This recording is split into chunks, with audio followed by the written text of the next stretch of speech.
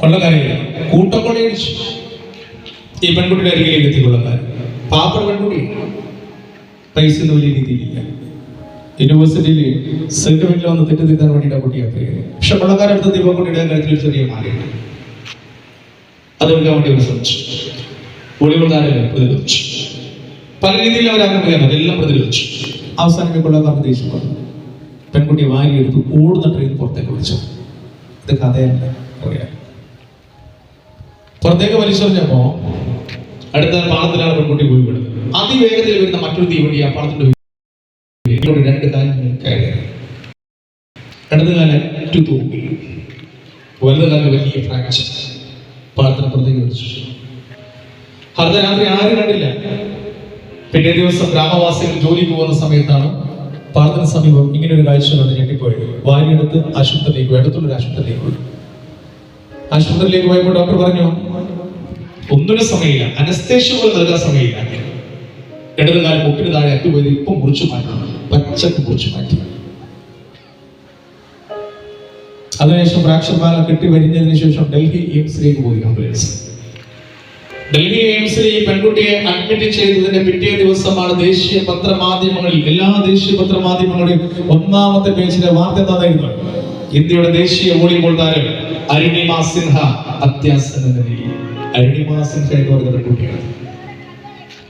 ആയിരക്കണക്കിന് വോളിബോൾ താരങ്ങള്, സഹകളിക്കാര്, കായിക പ്രേമികള് ഡൽഹി എയിംസിൽ വന്ന് കണ്ണീര്, സങ്കടങ്ങൾ, സഹതാപങ്ങൾ ചുരുങ്ങി. ഇനി വോളിബോൾ കളിക്കാൻ കാലില്ല, കരിയർ അവർ അവസാനിപ്പിക്കുകയാണ് വോളിബോളിന്റെ. പക്ഷേ ഈ സങ്കടങ്ങളും സഹതാപങ്ങളും ഒന്നും ഉള്ളിലെടുക്കാതെ അരുണിമ സിൻഹ ആശുപത്രിയിൽ കഴിയുന്നു. പിന്നീട് കൃത്രിമകാല് വെച്ചു. ആ കൃത്രിമകാല് വെച്ചതിന് ശേഷം ഒരിക്കൽ ഡിസ്ചാർജ് ചെയ്യുന്ന വേളയ്ക്ക് മുന്നേ എന്നാ തോന്നിയിരിക്കുന്നു. സ്വന്തം സഹോദരൻ പറയുന്നു, കേട്ടാ അരുണിമ ഒരു പത്രം ഇങ്ങനെ വായിച്ചുകൊണ്ടിരിക്കുകയായിരുന്നു. എന്നിട്ട് പറയുക, കേട്ടാ ഈ പത്രത്തിലെ ഈ പേജിൽ കാണുന്ന ഒരു ചിത്രം നോക്കി, ഏട്ട നോക്കി. എന്നിട്ട് ഏട്ടനോട് പറയാണ്, കേട്ടാ ആ ചിത്രം കണ്ടില്ലേ, കണ്ടു, ആ സ്ഥലത്തിന് ഇത് പോകണം ഏട്ടാ. ആ സ്ഥലം എവിടെയാ കാണിച്ചു കൊടുത്തെന്ന് അറിയോ നിങ്ങൾ? അതാണ് എവറസ്റ്റ് കൊടുമുടി. രണ്ട് കാലും രണ്ട് കൈയുള്ള മനുഷ്യന് വർഷങ്ങളോളം കഠിനാധ്വാനം നടത്തി കഴിഞ്ഞാൽ പോലും എത്തപ്പെടാൻ പ്രയാസമുള്ള ചെങ്കുത്തായ എവറസ്റ്റ് കൊടുമുടിയുടെ ഉയരങ്ങളിലേക്ക് എത്തണമെന്ന വലിയ മോഹമാണ് അരുണിമ സിൻഹ സ്വന്തം സഹോദരൻ മുന്നിൽ വെച്ചപ്പോ വിതുമ്പുന്ന സഹോദരന്റെ സുന്ദരമായ ചിത്രം അവിടെ ഡിസ്ചാർജ് ചെയ്ത് കൊണ്ടെത്തി. ഒരിക്കൽ അരുണിമ ഈ കൃത്രിമകാല് വെച്ചുകൊണ്ട് ട്രെയിനിൽ കയറിയിട്ട് ജാംഷഡ്പൂരിലേക്ക് പോവാം. ജാംഷഡ്പൂരിലേക്ക് യാത്ര ചെയ്യും. ആരെ കാണാൻ? ജംഷഡ്പൂരിൽ എത്തിയിട്ട് അവരെ കാണാൻ ആഗ്രഹിച്ച വ്യക്തിയെ കണ്ടു. മറ്റാരുമല്ല, അവിടെ കണ്ടെത്തി ബച്ചേന്ദ്രി പാൽ, എവറസ്റ്റ് കൊടുമുടി കീഴടക്കിയ ആദ്യ വനിത. ബച്ചേന്ദ്രി പാലിനെ കണ്ടതിന് ശേഷം പറയുന്നുണ്ട്, ബച്ചേന്ദ്രി എനിക്ക് ആ കൊടുമുടിയിലേക്ക് ഒന്ന് പോകണം. ബച്ചേന്ദ്രി പാൽ ചേർത്ത് പിടിച്ചു. അരുണിമേ മനസ്സുകൊണ്ട് നീ കീഴടക്കി കഴിഞ്ഞു, ഇനി പോരാട്ടോ. ആ ബച്ചേന്ദ്രി പാലിന്റെ കീഴിൽ മാസങ്ങളോളമുള്ള ശിക്ഷണത്തിന്റെ ഭാഗമായി രണ്ട് കാലുള്ള പർവ്വതാരോഹണത്തുകൊണ്ട് ഒടുവിൽ അരുണിമ സിൻഹയും യാത്രയായി. കൃത്രിമകാല് വെച്ചു ചെങ്കുത്തായി എവറസ്റ്റിന്റെ ഉയരങ്ങളിലേക്ക് കയറാൻ. ഒരു നിശ്ചിത ദൂരം സഞ്ചരിക്കുമ്പോൾ കാല് ആദ്യം ഡിസോർഡർ ആവും. അരുണിമ വീണ്ടും അത് റെഡിയാക്കും, വീണ്ടും നടക്കും. ഇതിങ്ങനെ ചെയ്തുകൊണ്ടേയിരിക്കുന്നു. മറ്റേ കാലാണെങ്കിൽ ബ്ലഡിൽ ഇങ്ങനെ മുങ്ങുകയാണ്, ഫ്രാക്ചർ ആയതാണ്, തുന്നുള്ള എല്ലാം പൊട്ടി. പലരും പറഞ്ഞു, അരുണിമ മടക്കും, നിനക്കത് സാധ്യമല്ല. ഈ കാഴ്ച കാണാൻ നമുക്ക് കഴിയുന്നില്ല. പക്ഷെ ആ സമ്മർദ്ദങ്ങളെല്ലാം അതിജീവിച്ചുകൊണ്ട് 52 ദിവസത്തെ പോരാട്ടത്തിനൊടുവിൽ എവറസ്റ്റ് കൊടുമുടിയുടെ ഉയരങ്ങളിലേക്ക് കയറി ഭാരതത്തിന്റെ ത്രിവർണ്ണ പതാക ഉയർത്തിയ ആ പെൺകുട്ടിയുടെ പേരാണ് എവറസ്റ്റ് കൊടുമുടി കീഴടക്കിയ ആദ്യത്തെ വികലാംഗ വനിത അരുണിമ സിൻഹ. അതാണ് ലക്ഷ്യബോധം, അതാണ് പോരാട്ടം. അതുപോലെ ചെറിയ പ്രായത്തിലേക്ക് കൗമാര കാലഘട്ടത്തിലേക്ക് കിടക്കുമ്പോഴേക്കും നമ്മുടെ മക്കളുടെ മനസ്സിൽ ഒരു ലക്ഷ്യബോധം ഉണ്ടാകും. ആ ലക്ഷ്യബോധം നമ്മൾ അടിച്ചേൽപ്പിക്കുന്നതാകരുത്. നമ്മൾ അടിച്ചേൽപ്പിക്കുന്ന ലക്ഷ്യബോധത്തിലേക്ക് അവരെത്തിക്കണം എന്ന ചിന്ത വന്നു കഴിഞ്ഞാൽ ഒരുപക്ഷെ അത് ലക്ഷ്യത്തിലേക്ക് എത്താതെ വലിയ ദുരന്തങ്ങളിലേക്ക് നയിക്കുമെന്നതാണ് യാഥാർത്ഥ്യം.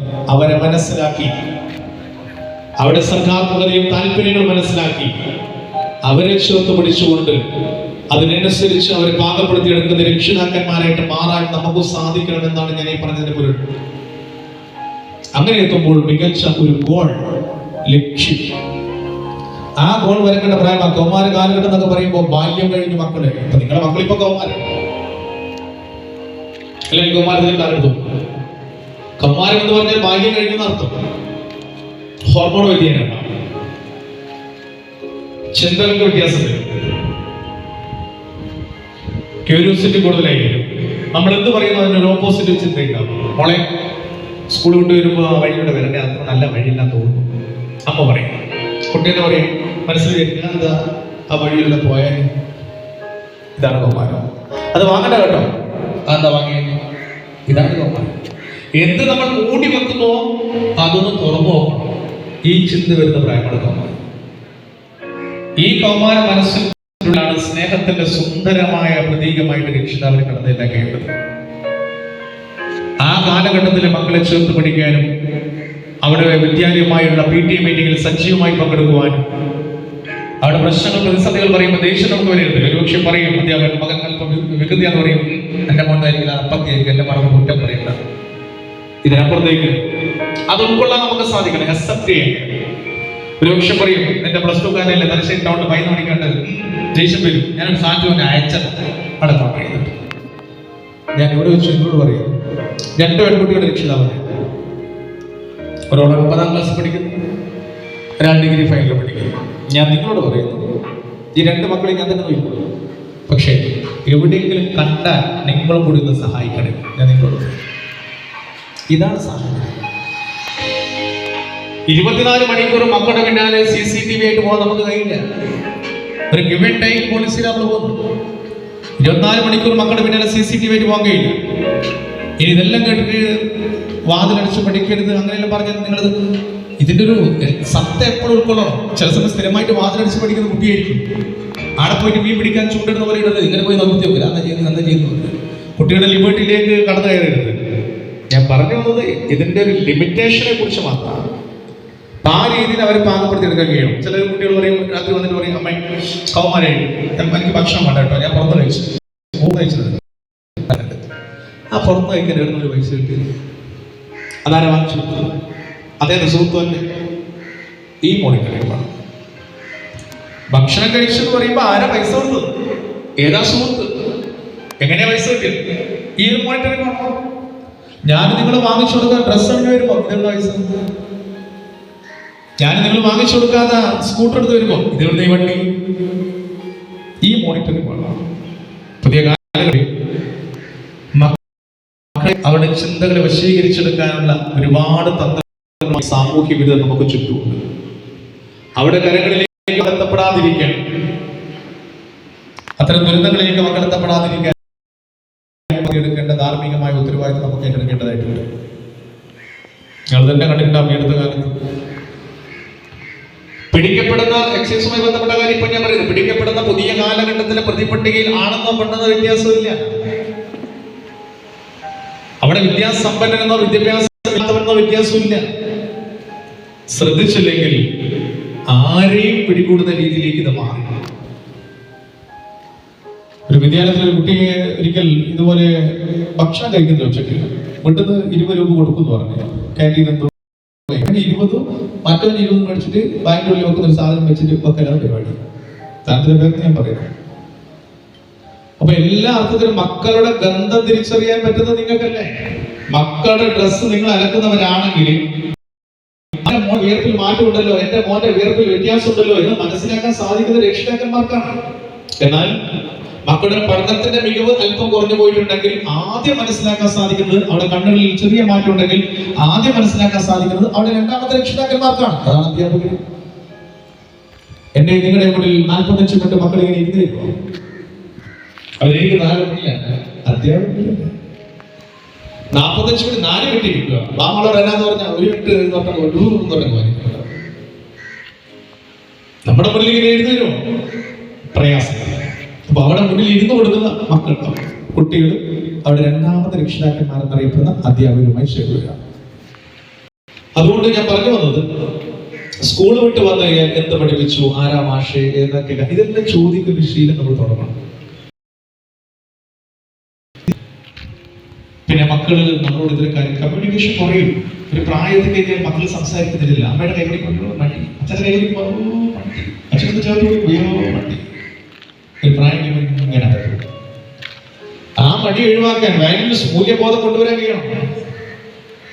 കണ്ടിട്ടാണ് നിങ്ങൾ 10ാം ക്ലാസ് പഠിക്കുന്ന സമയത്ത് തന്റെ ഭർത്താവ് മരണപ്പെട്ടു പോയ സ്ത്രീ എല്ലാ പ്രശ്നങ്ങളും ഉണ്ടായിട്ടും ഒരു അടുക്കള ജോലി ചെയ്തുകൊണ്ട് മകനെ പഠിപ്പിച്ച് +1 +2 കഴിഞ്ഞ അവസരം എഞ്ചിനീയർ ആക്കി അവൻ ഗൾഫിലേക്ക് പോയി അവിടെ തന്നെ ഒന്നിച്ചു അവിടെ ജോലി ചെയ്ത പെൺകുട്ടിയെ മലയാളി വാങ്ങിച്ചു. അമ്മ നാട്ടിൽ നമുക്ക് സന്തോഷം. തുടക്കത്തിലൊക്കെ നാട്ടിൽ വരുന്നില്ല, ജോലി തിരക്കിലാണ്, പൈസ അതാണ് വാല്യൂസ്.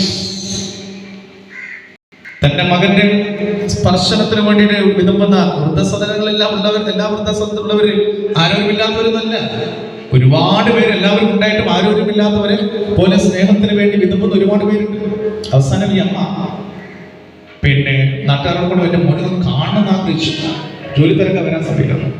ഈ അമ്മ മരിച്ചുപോയി. അമ്മ മരിച്ചുപോയപ്പോ വിവരം അറിയിച്ചപ്പോ പറഞ്ഞു, ലീവ് കിട്ടാനൊക്കെ പ്രയാസമാണ്, ഒരു കാര്യം ചെയ്യാം, ഞാൻ ഓൺലൈനിൽ ശവസംസ്കാരം നടത്താൻ. ഓൺലൈനിൽ ശവസംസ്കാരം നടത്തുന്ന ഒരു വർത്തമാന കാലഘട്ടത്തിലേക്ക്. അപ്പൊ വാല്യൂസ് എന്ന് പറയുന്ന മൂല്യങ്ങൾ എന്ന് പറയുന്നത് പ്രധാനപ്പെട്ടതാണ്. മരിച്ച വീട്ടിലേക്ക് മക്കൾ അറിയണം എന്താ മരണ വീട്, എന്താ മരണാന്തര ചടങ്ങ്, എന്താ കല്യാണം, എന്താ കല്യാണ ചടങ്ങ്, എന്താണ് ഇതെല്ലാം മക്കൾ അറിയണം.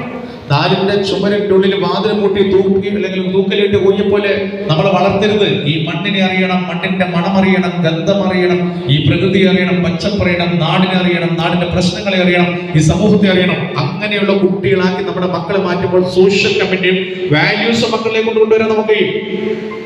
അല്ലെങ്കിൽ ഇതിന്റെയൊക്കെ അഭാവമുള്ള കുട്ടികളാകുമ്പോൾ ഒരു ഘട്ടം കഴിഞ്ഞാൽ നമ്മളെ പിടിച്ച് ഇത്തരം സ്ഥലങ്ങളിലേക്ക് അവരേൽപ്പിച്ച് അവർ അവരുടെ ലോകത്തേക്ക് പോകുന്നൊരു കാലഘട്ടം വരും. ഒന്നും നമ്മൾ പ്രതീക്ഷിക്കേണ്ട, ഒരുപാട് പ്രതീക്ഷിച്ചുകൊണ്ടല്ലോ നമ്മൾ അവരെ വളർത്തുന്നത്.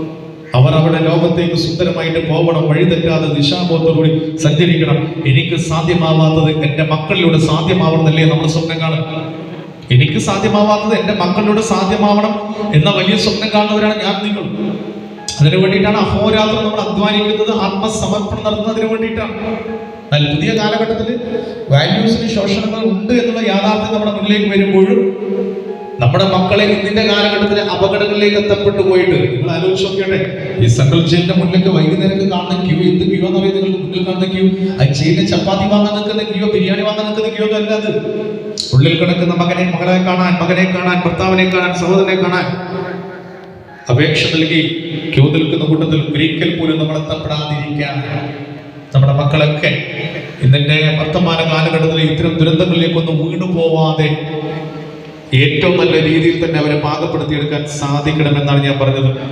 9:30 മണിക്ക് വന്ന് 12:30 മണി വരെ 3 മണിക്കൂറൊക്കെ നിങ്ങൾ ഇരിക്കണമെങ്കിൽ നിങ്ങളുടെ ക്ഷമ, നിങ്ങളുടെ ഏകാഗ്രത, ഇതെല്ലാം ആർക്ക് വേണ്ടിയിട്ടാണ്? നിങ്ങളുടെ മക്കൾക്ക് വേണ്ടിയിട്ടാണ്. അങ്ങ് മനസ്സിലങ്ങ് വിശ്വസിച്ചാൽ മതി. മക്കളുടെ മുഖത്ത് ഒരു ചിരി മാഞ്ഞു പോയാൽ എനിക്കിവിടെ നിൽക്കാൻ കഴിയില്ല, നിങ്ങൾക്ക് നിൽക്കാൻ കഴിയില്ല, ഭക്ഷണം കഴിക്കാൻ നമുക്ക് സാധിക്കില്ല, സ്വസ്ഥത നഷ്ടപ്പെടും.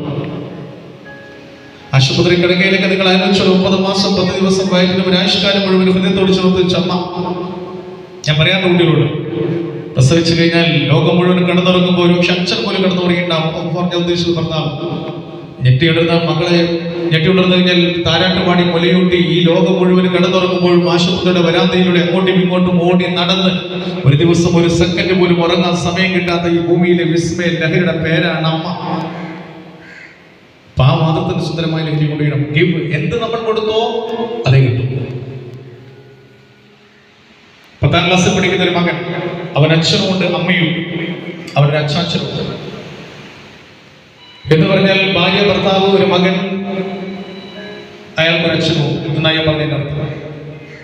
ഇത് നിങ്ങൾ പ്രായം ഒരുപാടുമായപ്പോ ഈ കല്യാണം കഴിഞ്ഞ ആൾക്ക് ഭാര്യയുണ്ട്, ഒരു മകൻ 10ാം ക്ലാസ്സിൽ പഠിക്കുന്നത് ഞാൻ പറഞ്ഞു. ഒരുപാട് പ്രായമായ അച്ഛൻ 19 വയസ്സായപ്പോ വേർപ്പിന്റെ കഥയെല്ലാം മാറി, നടക്കാൻ കഴിയുന്നില്ല, ടോയ്ലറ്റിലൊന്നും പോയില്ല, അവിടേക്ക് മൂത്രമൊഴിച്ചു പോകുന്നു. ഭാര്യ ഭർത്താവിനോട് പറയുന്നുണ്ട്, ഈ പുതിയ വീട് ആകെ അലോസരമായിരിക്കും. ഒന്നെങ്കിൽ നിങ്ങളുടെ ഭർത്താവിനെ എന്താ പറഞ്ഞ അച്ഛനെ വൃദ്ധസദനത്തിലേക്ക് കൊണ്ടാക്കാം, പൈസ കൊടുത്താൽ പോലെ. അപ്പൊ പറയുന്നുണ്ട്, ആളറിഞ്ഞാൽ കുഴപ്പമില്ല, നീ എന്ന് പറയുന്നത് നാട്ടുകാർ പറയില്ല, കുടുംബക്കാർ പറയില്ല, ഞാൻ ജീവിച്ചിരിക്കുമ്പോൾ എൻ്റെ അച്ഛൻ എങ്ങനെയാണ്, ഇതെല്ലാം പറയുന്നത് മോന്റെ പറ്റുന്നതാണ്, മോൻ കേൾക്കുന്നത്. അവസാനം ഭാര്യയുടെ ചാടിത്തിരിപ്പിൽ ഭർത്താവ് പറഞ്ഞു, അവനാൽ ശരി, മേലത്തെ നിലയിലെ റൂം ഒഴിഞ്ഞു കിടക്കുന്നുണ്ടല്ലോ, ബാത്റൂം മാറ്റി വെച്ച റൂമല്ലേ അവിടെ അച്ചാച്ചൻ. ആ റൂമിൽ ഈ പറയുന്ന 80 വയസ്സുള്ള അച്ചാച്ചനെ പുറത്തുനിന്ന് പൂട്ടിയിട്ട് ബാത്റൂം സൗകര്യം അതിൻ്റെ ഉള്ളിൽ തന്നെ ഭക്ഷണം കൊടുക്കാൻ വേണ്ടിയിട്ട് ഇതുപോലെ ഒരു ജനലിൽ ഒരു ദ്വാരം ഉണ്ടാകും. അതിലൂടെയാണ് ഭക്ഷണം ഇങ്ങനെ കൊടുക്കുക. ആ സമയത്ത് മാത്രം. ഇത് 10ാം ക്ലാസ്സിൽ പഠിക്കുന്നവരാണ്. ഒരിക്കലും അച്ഛനും അമ്മയും ജോലിക്ക് പോയി സ്കൂൾ വിട്ട് ആദ്യം വന്നു. മകൻ സ്കൂൾ വന്നപ്പോ അച്ചാച്ചനെ കാണാൻ തീരെ കഴിയില്ല. വാതിൽ കുറ്റിയും കൊടുത്തും പുറത്തും താക്കോലിട്ട് കൂട്ടിയിട്ട് പോയി. മതിലുകൾ എന്ന് പറയുന്ന സിനിമയിലൊക്കെ നമ്മൾ കണ്ടതുപോലെ വായിച്ചതുപോലെ ഈ കുട്ടി വന്നിട്ട് കുട്ടിയുടെ പറയുന്നത് അച്ചാച്ച എന്ന് പറയുന്നുണ്ട്. കൂടുതൽ ശബ്ദം പറയുന്നുണ്ട്, മോനെ ജനല് തുറക്കാൻ പോലും കുട്ടിക്കുകയില്ല, താക്കോലിട്ട് കൂട്ടി. എന്താ മോനെ ഇതൊക്കെ പറയുന്നുണ്ട്. പേരമകൻ പറയുന്നുണ്ട്, അച്ചാച്ച ഇനി എന്റെ അച്ഛനും അമ്മയും വീട്ടിൽ ഇപ്പൊ വരുമല്ലോ, വന്നു കഴിഞ്ഞാല് അച്ചാച്ചന് ചായയോ അല്ലെങ്കിൽ ഭക്ഷണം കൊണ്ടുവരും. അങ്ങനെ ജനല് തുറന്ന് ഭക്ഷണം കൊണ്ടുവരും. അച്ചാച്ച ആ പാത്രം അച്ചാച്ച വാങ്ങുന്ന പോലെ ആക്കിയിട്ട് ഇറങ്ങിക്കഴിഞ്ഞാൽ പൊളിച്ചു വേണം അച്ചാച്ച വാങ്ങരുത്. അച്ചാച്ച പറയും, എന്റെ മോനെ ഒരു സ്വാതന്ത്ര്യമില്ല, ഭക്ഷണം പോലും കിട്ടിയില്ലെങ്കിൽ ജീവിക്കാൻ കഴിയില്ല, ആകെ കിട്ടുന്നതാണ്. അങ്ങനെ ചെയ്ത എന്റെ അവസ്ഥ എന്താ? വീണ്ടും ഈ പേരമകൻ പറയുന്നുണ്ട്, എന്റെ അച്ചാച്ചന് എന്നോട് സ്നേഹം ഉണ്ടെങ്കിൽ അത് ചെയ്യണം. പേരമകന്റെ സ്നേഹത്തിന്റെ മുന്നിൽ വിതുമ്പലോടുകൂടി അച്ചാച്ചൻ പറയുന്നു, ശരി ഞാൻ ചെയ്യാം. നിങ്ങൾ കേട്ടോ ഈ കഥ. ഭാര്യ ഭർത്താവ് വീട്ടിലെത്തി. ഭാര്യ ഉണ്ടാക്കിയ ഭക്ഷണം ഭർത്താവിന്റെ കയ്യിൽ കൊടുത്തു. ഇയാളാണ് എടുത്ത് സ്റ്റെപ്പ് കയറ്റി മേലെ അച്ഛന് കൊടുക്കാൻ വേണ്ടി പോകുന്നത്. അപ്പൊ ഈ 10ാം ക്ലാസ്സിൽ പഠിക്കുന്ന പേരമകൻ പിന്നാലെ പോയി. ഞാൻ പറഞ്ഞത് അച്ചാച്ചൻ അനുസരിക്കുന്നു. താക്കോലിട്ട് അച്ഛനെ ദ്വാരം തുറന്നു. മൺപാത്രമാണ്, പഴയ കാലഘട്ടമാണ്. പത്രത്തിൽ ഇങ്ങനെ ഭക്ഷണം കൊടുക്കുകയാണ്. അപ്പൊ ഭക്ഷണം കിട്ടുമ്പോ ഈ അച്ചാച്ചൻ നടന്നു വരുന്ന കാഴ്ച ഈ ജനലിലൂടെയും പേരമകൻ കാണുന്നു. അപ്പൊ പേരമകൻ ആഗ്രഹിക്കുകയാണ്, ഞാൻ പറഞ്ഞത് അച്ചാച്ചൻ അനുസരിക്കുമോ? അച്ചാച്ചൻ അടുത്ത് വന്ന് ഈ പാത്രം വാങ്ങാൻ ഇങ്ങനെ ഒരുങ്ങുമ്പോ പേരമകൻ പറഞ്ഞ വാക്കുകൾ അദ്ദേഹത്തിന്റെ കാതുകൾ ഇങ്ങനെ മുഴുകുകയാണ്. വാങ്ങല്ല അച്ചാച്ച, വാങ്ങല്ല അച്ചാച്ച, ഇട്ട് പൊളിച്ചുകളെ അച്ചാച്ച. ഒടുവില് ഭക്ഷണം വാങ്ങുന്ന പോലെയാക്കിയിട്ട് അമ്മൻ പാത്രം ഈ പറയുന്ന 80 വയസ്സ് പ്രായമുള്ള അച്ചാച്ച വാങ്ങുന്ന പോലെ ഇളകി പാത്രം മൺപാത്രമല്ലേ. 4 ഭാഗങ്ങളിൽ ചിഹ്നിച്ചതറി. ഭക്ഷണ പദാർത്ഥങ്ങളുള്ള 4 ഭാഗത്തെ ചിഹ്നിച്ചതറി. ആദ്യം പ്രതികരിച്ചതാരെന്ന് പറയും, ഭക്ഷണം കൊടുത്ത ഈ അച്ചാച്ചന്റെ മകനല്ല. ഈ ഐഡിയ പറഞ്ഞു കൊടുത്ത പേരമകനാണ് ആദ്യം പ്രതികരിച്ചത്. എന്താ പറഞ്ഞെന്ന് അറിയും? എന്ത് പണിയ അച്ചാച്ചങ്ങൾ കാണിച്ചത്? ആ പാത്രം പൊളിച്ചു കഴിഞ്ഞില്ലേ? ഭക്ഷണം എല്ലാം പോയില്ലേ? അച്ചാച്ചൻ കിട്ടി. എനിക്ക് ഈ ഐഡിയ പറഞ്ഞു തന്നത് പേരമകൻ. അവൻ തന്നെ പറയും, എന്ത് പണിയ അച്ചാച്ചൻ കാണിച്ചത്? വീണ്ടും റിപ്പീറ്റ് ചെയ്യും. ആ പാത്രം പൊളിച്ചു കഴിഞ്ഞില്ലേ? ഭക്ഷണമെല്ലാം ചിന്തിച്ചു പോയില്ലേ? അപ്പോഴും സ്തംഭിതനായി നിൽക്കുന്ന അച്ചാച്ചന്റെ മുന്നിൽ അവസാനമായിട്ട് ചോദിക്കുന്ന ചോദ്യമുണ്ട് പേരമകൻ. അച്ചാച്ചന് സാക്ഷാത്തായിട്ട് ഈ സ്വന്തം അച്ഛനോട് ചോദിക്കുന്നത്, ഈ പാത്രം ഇങ്ങനെ വിളിച്ചു കഴിഞ്ഞപ്പോ ഈ മകൻ വിധിപ്പിക്കൽ പറയുന്നത് അച്ചാച്ചന്റെ അവസാനം, അച്ചാച്ച നിങ്ങൾ അറിയോ ഇങ്ങനെ പാത്രം വിളിച്ചു കഴിഞ്ഞു, നാളെ എന്റെ അച്ഛനും അമ്മയ്ക്ക് പ്രായമായി കഴിഞ്ഞാൽ ഇനി ഏത് പാത്രത്തിൽ ഞാൻ ഭക്ഷണം കൊടുക്കാം? നാളെ എന്റെ അച്ഛനും അമ്മയും ഇതുപോലെ പ്രായമായി കഴിഞ്ഞാൽ കൂട്ടിയിട്ടില്ലേ ഏത് പാത്രം ഞാൻ ഭക്ഷണം കൊടുക്കും? നിങ്ങളത് പൊളിച്ചു വന്നില്ലേ? അതൊരു വലിയ ചോദ്യം. നമ്മൾ എന്ത് കൊടുക്കുന്നുവോ നമ്മുടെ രക്ഷിതാക്കന്മാർക്ക്, അതേ നാളെ നമ്മുടെ മക്കളിൽ നിന്ന് നമുക്ക് കിട്ടുകയുള്ളൂ എന്ന വലിയ ബോധം നമ്മുടെ ഉള്ളിലേക്ക് കൊടുക്കണം. ആ ലോകത്തിന്റെ ഭാഗമായിട്ടാണ് ഇന്നത്തെ എക്സാമുമായി ബന്ധപ്പെട്ടുകൊണ്ട് എല്ലാ തിരക്കുകളും മാറ്റിവെച്ചുകൊണ്ട് ഈ സാറ്റർഡേ ഈ ശനിയാഴ്ച